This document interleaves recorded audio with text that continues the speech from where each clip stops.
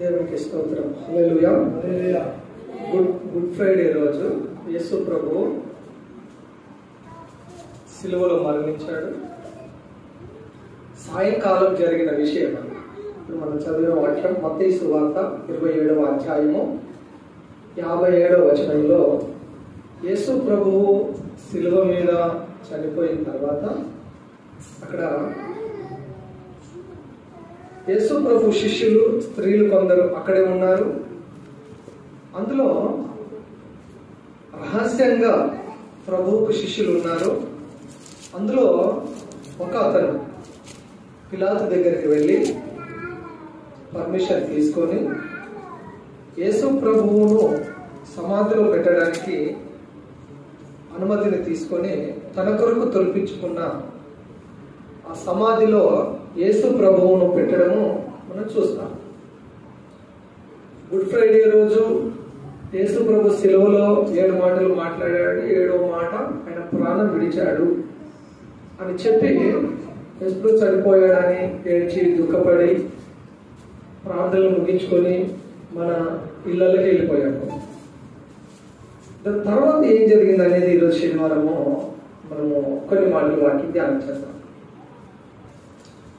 ఈ హోలీ వీక్లో good Friday, ఈ సాటర్డే రోజు శనివారము, శుక్రవారం సాయంత్రము అరితమ్మ యోసేపు అనే రహస్య శిష్యుడు యేసు ప్రభువుకు ధనవంతుడు, తన ప్రభుత్వంలో ఒక ఉన్నత అధికారి, అతను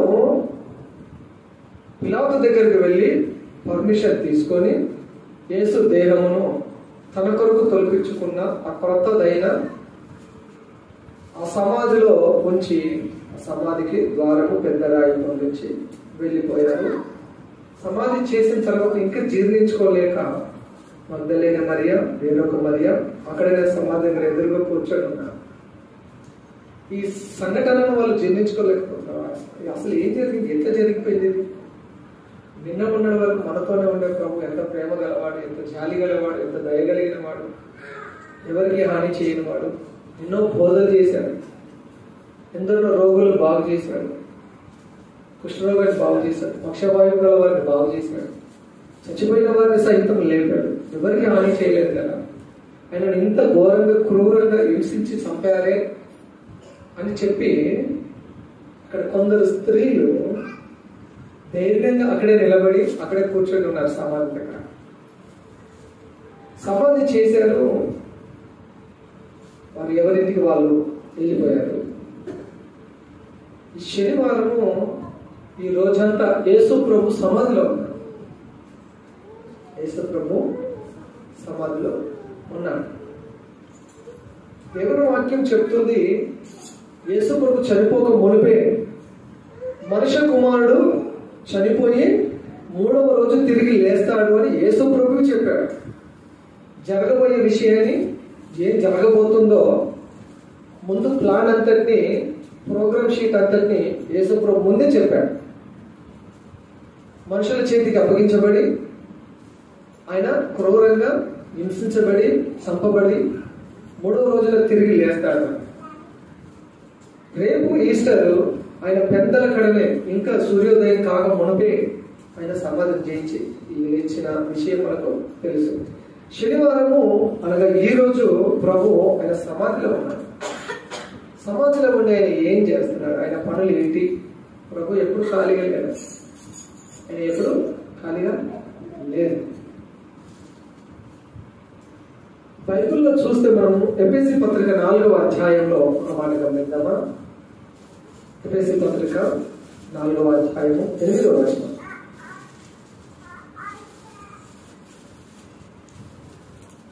అందుచేత ఆయన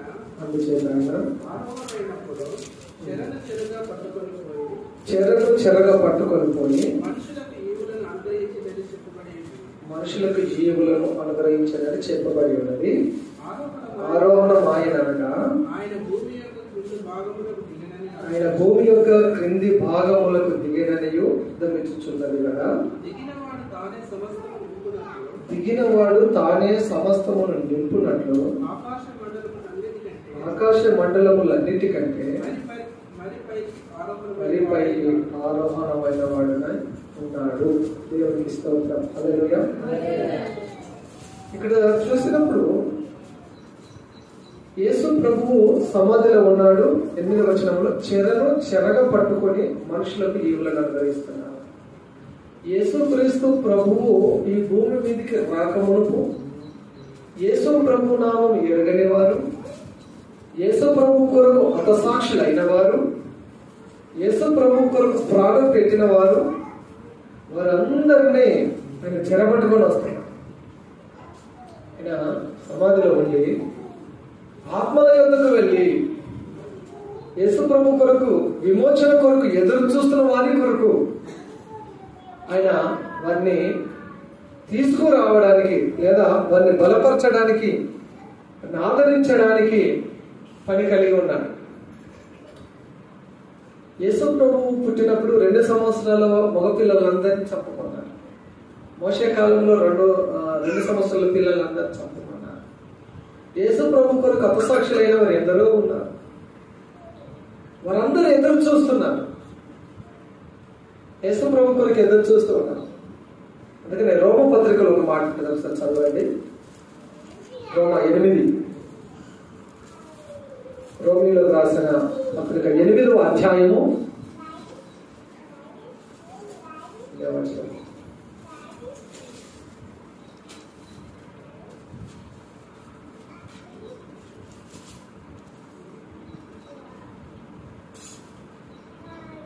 18వ వచనం నుండి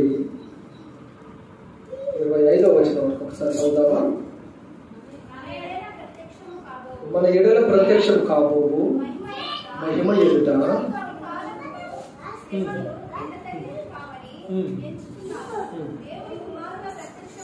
దేవుని కుమారుని ప్రత్యక్షత కొరకు సృష్టి మిగుల ఆశతో తేరి చూచుచు కనిపెట్టుచున్నది. ఎలాగనగా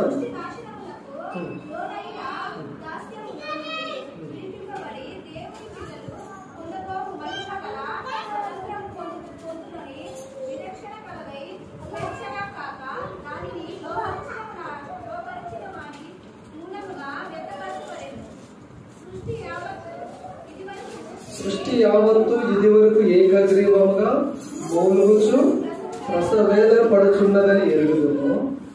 అంతేకాదు ఆత్మ యొక్క ప్రథమ ఫలముల నొందిన మనము కూడా దత్తపుత్రత్వము కొరకు అనగా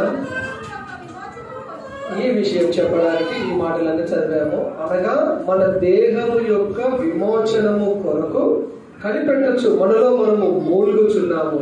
ఎలాగనగా మనం నిరీక్షణ కలిగిన వారమే రక్షించబడుతుంది. నిరీక్షింపబడినది కనబడినప్పుడు నిరీక్షణతో పని ఉండదు.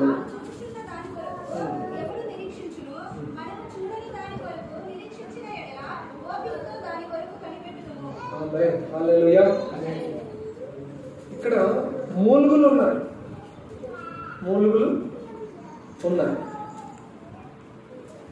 మన ఎడల ప్రత్యక్షం కాబోయే మహిమ ఎదుట ఇప్పుడు పొందే శ్రమల వెంట తగినది కాదు.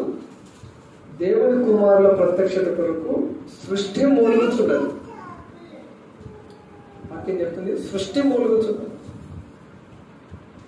తర్వాత నాశనమునకు లోనైన దాసత్యంలో నుండి విడిపించబడి దేవుని పిల్లలు పొందబోవు మహిమగల స్వాతంత్రం పొందదు మన నిరీక్షణ కలదై స్వేచ్ఛగా కాక దానిని లోపరిచిన వాడి మూలంగా వ్యర్థపరచబడిన సృష్టి యావత్తు ఇది వరకు ఏకగ్రీవముగా మూలుగుచు మన దేహము విమోచన కొరకు యేసు సమాధిలో ఉన్నాడు. ఆ విషయాన్ని మనం అర్థం చేసుకోవాలి.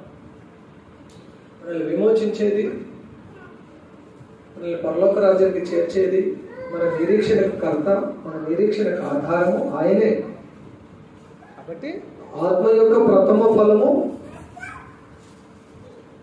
మృతుల పునరుత్థానం యొక్క ప్రథమ ఫలము, పోస్తులలో ప్రథముగా యేసు ప్రభువే ఉన్నాడు. మృతిని జయించడంలో, మనుషుల కొరకు ప్రాణం పెట్టడంలో ఆయన ప్రథమ ఫలం. కాబట్టి ఆయన ద్వారా మనం నిరీక్షణ కలిగిన వారమై రక్షించబడ్డాము. కాబట్టి మన దేహం యొక్క విమోచన కొరకు కనిపెడుతున్నాము. ఆ కనిపెట్టే క్షణము యేసు ప్రభు సమాధిలో ఉండి ఆత్మల యుద్ధకు వెళ్ళి చెరగా పట్టుకొని ఈవులను తండ్రి రాజ్యానికి చేర్చిన విషయాన్ని మనం ఇక్కడ అర్థం చేస్తాం. సమాధిలో బంధించాము అని లోకమంతా అనుకుంటుంది. ఈవెన్ చర్చ్ కూడా అనుకుంటుంది అదే, క్రైస్తవులు కూడా అదే అనుకుంటున్నారు. యేసు చనిపోయాడు, క్లోజ్ అయిపోయింది. యేసు సమాధి చేసాము, చేతులు కడుక్కున్నాము అని అనుకుంటున్నాము. కానీ అసలు క్రైస్తవ్యం స్టార్ట్ అయ్యిందే యేసు మరణంతో. యేసు ప్రభు మరణానికి ముందు ఉన్న క్రైస్తవ్యము భయంతో బ్రతికింది, వేషధారణగా బ్రతికింది, నటించే క్రైస్తవ్యం ఉండింది. స్వస్థతల కొరకు వెంబడించిన క్రైస్తవ్యం ఉంది, ఆహారం కొరకు వెంబడించిన క్రైస్తవ్యం ఉన్నది. యేసు ప్రభు మరణానికి ముందు యేసు ప్రభు ద్వారా ఏదో అద్భుతాన్ని పొందాలి, ఆహారం పొందాలి, ఏదో లబ్ధి చేకూర్చబడాలి, లేదా ఏదైనా నేమ్, ఫేమస్ ఇటువంటి వాటి కొరకు చూశారు. ఆయనను విమర్శించి ఫేమస్ అవ్వాలని, ఆయనను చంపి ఈ మార్గాన్ని మోసేయాలి అని ఎన్నో చేశారు. కానీ క్రైస్తవ్యముకు పునాది యేసు ప్రభు మరణంతోనే స్టార్ట్ అయ్యింది. యేసు ప్రభువు మరణించడంతో క్రైస్తవ్యం కొంచెం స్ట్రాంగ్ అయిపోయింది. ఆయన శిష్యులు కానీ విశ్వాసులు కానీ, నిజానికి చెప్పాలంటే యేసు ప్రభు మరణించకపోతే ఈ ప్రపంచం ఇలా ఉండేది కాదు.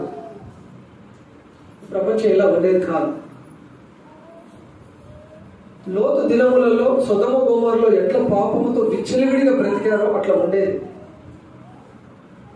అలా ఉండేది. నోవాహు దినములలో ప్రజలు జలప్రలయానికి ముందు ఎలా విచ్చలవిడిగా పాపముతో నిండిపోయి బ్రతికారో అలా ఉండేది. దేవుని ఉగ్రత ఎన్నిసార్లు వచ్చేదో, ఎంతమంది చచ్చేవారో. కానీ జలప్రలయం అప్పుడు ప్రభు చెప్పాడు, మళ్ళీ నేను జలప్రలయంతో ప్రజలను నాశనం చేయను. ఈ సొదొమ గొమొర్రాలను నాశనం చేసినట్టుగా ఇక నేను నాశనం చేయను. ప్రభు వాగ్దానం చేశాడు, గుర్తులను చెప్పాడు, నిబంధన చేశాడు, ప్రమాణం చేశాడు. కాబట్టి ఈ పాపములకు శాశ్వత పరిష్కారం చేయడానికి ప్రభు అయిన యేసుని సిలువకు అప్పగించాడు. యేసు ఈ సిలువలో మరణించడం ద్వారానే మన పాపంలో క్షమాపణ వచ్చింది. యేసు ప్రభు తిరిగి లేవడం ద్వారా క్రైస్తవ్యానికి బలం వచ్చింది, ధైర్యం వచ్చింది, ఒక నిరీక్షణ వచ్చింది, విశ్వాసంలో మనం కొనసాగగలుగుతున్నాం. కాబట్టి యేసు ప్రభు శనివారం ఏం చేశాడయ్యా అంటే, ఆయన సమాధిలో బంధించబడి ఉన్నాడు అని మనకు కనబడుతుంది. కానీ ఆయన చెర దగ్గరికి వెళ్ళాడు, మృతుల లోకంలోనికి వెళ్ళాడు. పాత నిబంధనలో యాకోబు అంటాడు, అయ్యో నన్ను మృతుల లోకంలోనికి నెట్టివేస్తున్నారు అని అంటాడు తన కుమారులతో. యేసయ్య మృతుల లోకంలోనికి వెళ్ళాడు, సువార్త ప్రకటిస్తున్నాడు, మృతులకు సువార్త ప్రకటిస్తున్నాడు. మరొక అవకాశం మనకి ఇవ్వబడింది. సమాధిలో డెడ్ బాడీ లాగా లేడు, మృతుల లోకంలోనికి వెళ్ళిపోయినా పని చేస్తా ఉన్నాడు. చెరగా పట్టుకొని దేవుని రాజ్యానికి తీసుకెళ్ళాలి, దేవుని రాజ్యానికి తీసుకొని వెళ్ళాలి. యేసయ్యను సమాధిలో బంధించడం ఎవరి వల్ల కాదు. అపోస్తలుల 2:24 ప్రకారంగా మరణం ఆయనను బంధించి ఉంచుట అసాధ్యం. యేసు ప్రభు శరీరాన్ని బంధించాడు. గెత్సెమనే తోటలో బందిపోటు దొంగ మీదకి వచ్చినట్టుగా ఆయన మీదకి వచ్చారు, ఆయనను బంధించారు. ఆయనను ఈ కోర్టుకు ఆ కోర్టుకు ఇక్కడ అక్కడ అనేక చోట్ల ఆయనను హాజరుపరిచారు. ఆయన మీద అనేక శిక్షలు, అనేకమైన కేసులు ఆయన మీద పెట్టారు, అనేక శిక్షలు వేశారు, కొరడా దెబ్బలను అనుభవించాడు. చివరికి శిలువ మరణము ఫైనల్. ఆయన శరీరాన్ని బంధించాడు, కానీ ఆయన ఆత్మ చాలా స్ట్రాంగ్ గా ఉన్నాడు. అందుకని యోహాను సువార్తలో యేసు ప్రభు చెప్తున్నాడు 6వ అధ్యాయం 63వ వచనంలో, ఆత్మ సిద్ధమే కానీ శరీరము బలహీనము. ఆత్మ సిద్ధంగా ఉండాలి, శరీరంకు బలహీనతలు ఎన్నో ఉంటాయి. శరీర బలహీనతను చూసుకుంటూ కృంగిపోతే నీ ఆత్మ కూడా నలిగిపోతుంది. శ్రమ దినమున నీవు కృంగిన ఎడల నువ్వు చేతగాని వాడవద్దు అని వాక్యం చెప్తుంది. శ్రమ దినమున కృంగితే చేతగాని వాడవవుతాం. కాబట్టి దేవుని వాక్యం చెప్తుంది ఆత్మసిద్ధమే కానీ శరీరము బలహీనము. యేసు ప్రభు శరీరాన్ని బంధించారు, ఆయన ఆత్మను ఎవరు బంధించలేరు. అందుకనే యేసు ప్రభు చెప్తాడు లోకసువార్త 12వ అధ్యాయంలో, దేహమును చంపువానికి భయపడకుడి. అమ్మా, దేహమును చంపువానికి భయపడకుడి. నీ దేహమును నీ ఆత్మను నరకంలో పడేసే దేవాది దేవునికి భయపడరా. దేహ విమోచన కొరకు కనిపెట్టాలి, దేహమును చంపువారి కాదు భయపడాల్సింది. యేసయ్య చెప్పాడు మత్తయి సువార్త 5:12, జనులు మిమ్మల్ని నిందించి మిమ్మల్ని హింసించి మీ మీద అబద్ధముగా చెడ్డ మాటలు పలికినప్పుడు మీరు ధన్యులు, సంతోషించి ఆనందించండి, మీ ఫలము పరలోకమందు అధికమవుతుంది. మీకు ముందు పూర్వం ఉన్న ప్రవక్తలకు ఈ విధంగా హింసలు కలిగాయి, ఈ విధంగా హింసలు కలిగాయి. యేసు ప్రభువును బంధించారు, కానీ యేసు ప్రభు చేసిన పని ఏంటో తెలుసా? అనేక బంధింపబడిన వారిని విడిపించాడు ఆయన. హల్లెలూయా. కొందరు దయ్యముల చేత బంధింపబడ్డారు, వారిని విడిపించాడు. కొందరు రోగముల చేత బంధింపబడ్డారు, వారిని విడిపించాడు. ఎన్నో బంధకాల చేత, ఎన్నో కట్ల చేత కట్టబడిన వారిని యేసయ్య విడిపించాడు, బంధింపబడిన వారిని ఆయన విడిపించాడు. స్టెఫెను బైబిల్లో అపోస్తలుల కార్యం 7వ అధ్యాయంలో చూస్తాం. స్టెఫెను ఆయనను చంపివేశారు. ఆయన పరలోకము తెరవబడి పరలోకంలో సింహాసనం మీద ఉన్న దేవుడిని చూశారు. అపోస్తలుల కార్యం 12వ అధ్యాయంలో యాకోబును తల నరికించారు. వారు దేవుని సన్నిధికి వెళ్ళిపోయారు. భక్తులను శిష్యులను బంధించి ప్రాణం తీశారు. అదే అపోస్తలుల కార్యం 12వ అధ్యాయంలో పేతురు అయితే చెరసాలలో ఉన్నాడు. చెరసాలలో ఉన్న వారి దగ్గరికి దేవుడు తన దూతను పంపి విడిపించాడు. పాత నిబంధనలకు వెళ్తే యోసేపు చేయని తప్పుకు శిక్ష అనుభవించాడు, చెరసాలలో ఉన్నాడు. చెరసాలలో ఆయన ఊరికనే ఉండలేదు, చెరసాలలో కూడా పని చేస్తూ ఉన్నాడు. చెరసాలలో జైల్లో కూడా ఆయనకు లీడర్గా ఇచ్చారు, లీడర్షిప్ ఇచ్చారు. చెరసాల నాయకుడిగా పనిచేస్తూ ఉన్నాడు ఖైదీలకు. అక్కడ కూడా ఆయన దేవుని మాటలు చెప్పడం, తన నమ్మిన దేవుని ప్రకటించడం చేస్తూ ఉన్నాడు. తన మంచి పేరు, మంచి సాక్ష్యాన్ని కాపాడుకుంటూ ఉన్నాడు. కాబట్టి ఆయన నిర్దోషిగా చెరసాల నుంచి బయటికి రాగలిగాడు. దేవుడు అలా రావడానికి ఆయనకు అటువంటి జ్ఞానాన్ని ఇచ్చాడు. దానియేలు సింహాల బోన్లో బంధించాడు. సింహాల బోన్లో దానియేలు బంధించాడు. దేవుడు తన దూతను పంపి సింహాల నోలను మూసి దానియేలు క్షేమంగా బయటికి తీసుకొని వచ్చాడు. దేవుని కొరకు నిలబడిన 3 యవన సేవకులను అగ్నిలోనికి పంపించాడు ఆ రాజు. దేవాది దేవుడే 4వ వాడిగా వారి మధ్యలో దిగి వచ్చి అగ్ని చెర నుండి వారిని విడిపించాడు. యేసయ్యను బంధించాము అని అనుకుంటున్న వారికి తెలుసుకోవాల్సిన విషయం ఒకటి ఏంటంటే, ఆయన బంధింపబడిన వారిని విడిపించడానికి ఆయన సమాధిలో ఉన్నారు. హల్లెలూయా. పరిసయ్యులు శాస్త్రులు సున్నము కొట్టిన సమాధులుగా ఉంటున్నారు. సున్నము కొట్టిన సమాధులారా అంటున్నాడు యేసయ్య. నామకార్థ క్రైస్తవులను, వాక్యానికి లోబడిన వారిని, దేవుని మందిరంకు రాని వారిని, నటించే క్రైస్తవులను, విమర్శించే క్రైస్తవులను, పైకి భక్తిగా నటిస్తూ భక్తిలో ఉన్న శక్తిని ఆశ్రయించని వారిని సున్నము కొట్టిన సమాధులారా అని పిలుస్తున్నారు. సమాధి వెలుపలికి బాగా కనబడుతుంది, అందంగా కనబడుతుంది. పాతకాలంలో సున్నము పెయింట్ వేసేవారు, ఇప్పుడు టైల్స్, మార్బుల్స్, గ్రానైట్ వేసి అందంగా అలంకరిస్తున్నారు. లోపల తవ్వి చూస్తే ఇంతే అందంగా కనబడుతుంది. లోపల అంతా ఏముంటుంది? ఎముకలు, పుర్రె, కప్పు వాసన, కుళ్ళిపోయిన వాసన ఇక్కడ ఉండలేదు. ఇటువంటి భయంకరమైన పాపము, చెడు లోపల ఉంటుంది. పైకి భక్తిగా ఉండి దానిలో ఉన్న శక్తిని ఆశ్రయించని నామకార్థ క్రైస్తవులను యేసు ప్రభు గద్దిస్తున్న సున్నము కొట్టిన సమాధులని.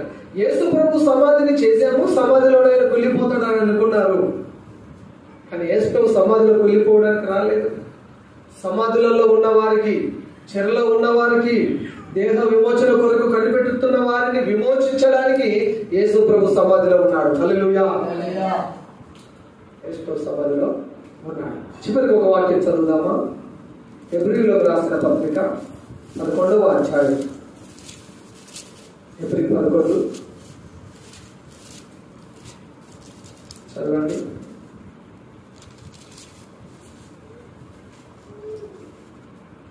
35వ వచనం. స్త్రీలు మృతులైన తమ వారిని పునరుత్థానము వలన మరలా పొందిరి. కొందరైతే మరి శ్రేష్టమైన పునరుత్థానం పొందగోరి విడుదల పొందనల్లక యాతన పెట్టబడింది. హల్లెలూయా. యేసు ప్రభు కొరకు యాతన పెట్టబడ్డారు. పునరుత్థానం వల్ల కొందరు స్త్రీలు తమ వారిని తిరిగి పొందుకున్నారు, పునరుత్థానంలో కలుసుకున్నారు. అది యేసు ప్రభు ప్రాణం పెట్టడం ద్వారానే ఇది జరిగింది. కొందరైతే మరీ శ్రేష్టమైన పునరుత్థానం పొందగోరి మరీ యాతన పెట్టబడ్డారు.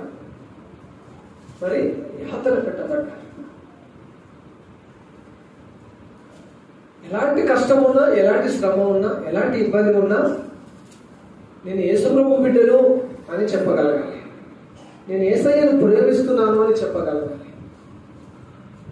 యేసయ్యను ద్వేషించే వారిగా ఉండద్దు.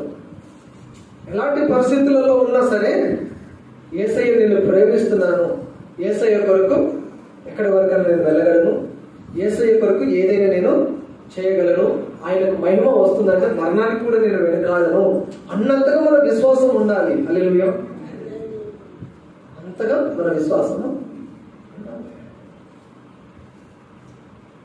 కొంతమందిని రోల్ మోడల్గా పెట్టుకొని, వాళ్ళ విగ్రహాలు పెట్టుకొని వాళ్ళను మాదిరిగా పెట్టుకుంటారు. సంఘ సంస్కర్తలలో లేకపోతే ఇంకా ఇతర విగ్రహాలు అక్కడ కనబడతారు. వాళ్ళ జీవితంలో ఎంతో కొంత క్రైమ్ ఉంటుంది. కానీ యేసు ప్రభు ఎక్కడ క్రైమ్ చేసేందుకు లేదండి. యేసు ప్రభు ఎక్కడ క్రైమ్ చేయలేదు. యేసు ప్రభు ఎవరికి అన్యాయం చేయలేదు. ఆయన అన్యాయం తీర్పు పడ్డాడు. యేసు ప్రభుని ఎవరిని నిందించలే, ఆయన నిందింపబడ్డాడు. యేసు ప్రభు ఎవరిని కొట్టలేదు, ఆయన కొట్టబడ్డాడు. వెనుక నుండి ఒకరు తన్నారు, అరుచేతులతో కొట్టారు, కొరడాలతో కొట్టారు. ఆయన ఎవరికి కూడా అపకారం చేయలేదు. ఎవరి మీద ఆయన భారం మీద బరువును మోపలేదు. మనందరి పాప భారము ఆయన, ఆ భారమైన సిలువను ఆయన భరించారు. యేసు ప్రభు మనం మాదిరిగా ఉంది. మనుషులు కాదు, నాయకులు కాదు, లీడర్లు కాదు, ఇంకా సినీ హీరోలు కాదు, సెలబ్రిటీలు కాదు. మన ముందు ఉండాల్సింది, వారిని కాదు మనం చూడాల్సింది. యేసు ప్రభు కంటే హీరో ఇంకెవరు ఉంటారండి? యేసు ప్రభు కంటే నిన్నైన మోడల్ ఇంకెవరు ఉంటారు? యేసు ప్రభు కంటే మాదిరి చూస్తున్నారు ఇంకెవరు ఉంటారండి? యేసు ప్రభు శాంతిని బోధించాడు, ప్రేమను బోధించాడు, సమాధానమును బోధించాడు. యేసు ప్రభు బోధను అనుసరించిన వారందరూ ప్రయోజకులైతారు. హల్లెలూయా. యేసు ప్రభు మాట విన్న వాళ్ళందరూ దీవించబడతారు. యేసయ్య మార్గంలో వెళ్ళే వాళ్ళందరికీ పరలోక రాజ్యం ఉన్నది. హల్లెలూయా. అలాంటి కృపను దేవుడు మనకు దయచేయను గాక. ఆమేన్. ప్రార్థన చేసుకుంటాం. ఒక నిమిషం తలలో వచ్చి కళ్ళు మూసుకొని ప్రార్థన చేద్దాం. ఏ విషయంలో బంధించబడి ఉన్నారు? ఇక్కడ కూర్చున్న మీరు, మిమ్మల్ని బంధించిన బంధకం ఏంటి? ప్రభువు మన మధ్యలో ఉన్నాడు. ఆయన సన్నిధిని చెప్తారా? ఆయనకి చెప్తారా? అందరూ ప్రార్థన చేయాలి. అందరూ ప్రార్థించాలమ్మా. సహోదరి సహోదరుడు, చెరగ పట్టుకొని వచ్చి ఆయన కొరకు యాతన పెట్టబడిన వారికి మరి శ్రేష్టమైన పునరుత్థానమును ఇవ్వగలిగిన వాడు మన మధ్యలో ఉన్నాడు. నీకున్న బంధకాలు ఏంటి? ఆయనకు చెప్పు. నీకున్న సమస్య ఏంటి? నా యేసయ్య నన్ను విడిపించు అని చెప్తావా? యేసు ప్రభువా, బంధింపబడిన అనేకులను విడిపించావు కదా, నన్ను విడిపించు, నన్ను విడిపించు, నన్ను విడిపించయ్యా. నా బంధకాల నుంచి నన్ను విడిపించు, నాకున్న శోధల నుంచి నన్ను విడిపించు, నాకున్న శ్రమల నుండి నన్ను విడిపించు, విడిపించయ్యా. ఎంత కఠినమైన పరిస్థితులు వచ్చినా, నీ కొరకు నిలబడతాను ప్రభు. నిన్ను అనుసరించి నడుస్తానయ్యా. నీ మార్గంలో ఉంటాను ప్రభు. నీ బోధలను అనుసరించి నీ బోధలను పాటిస్తాను ప్రభు. దేహ విమోచనము కొరకు కనిపెడుతున్నాను. మేము దేహముతో ఉన్నను, దేహం విడిచిపెట్టినను నీకు ఇష్టలుగా ఉండడానికి సహాయం చేయలేదా. నిన్ను మహిమ తెచ్చే వారం ఉండడానికి సహాయం చేయండి. హల్లెలూయా, హల్లెలూయా, హల్లెలూయా. ప్రభువానికి ఎవరైనా అందరూ వాడుగా జీవం కలిగిన తండ్రి, ఈ వాక్యం మా వినికిడిలో దీవించండి. విన్న వాక్యం మా హృదయాలలో ఫలింపు చేయండి. విని విడిచిపెట్టకుండా వాక్యానుసారంగా జీవించే కృప యేసు నామములో మాకు కలుగును గాక. ఈ వాక్యం విన్న వారందరి హృదయాలలో గొప్ప కార్యము జరుగును గాక. మా జీవితాలలో, మా కుటుంబాలలో, మా సంఘంలో అద్భుతములు జరుగును గాక. బంధకాలు ఓడిపోవును గాక. సంఖ్యలు తెగిపోవును గాక. తండ్రి, వృత్తి మీద మాకు జయము కలుగును గాక. తండ్రి నీకే స్తోత్రం. వందనాలు, వందనాలు, వందనాలు.